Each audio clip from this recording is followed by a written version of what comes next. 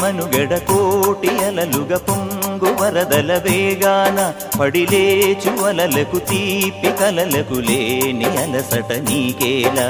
నల్ల నల్ల నీళ్లలోన ఎల్లకిల్ల పడ్డట్టున్న అల్లో మల్లో ఆకాశాన చుక్కల్లు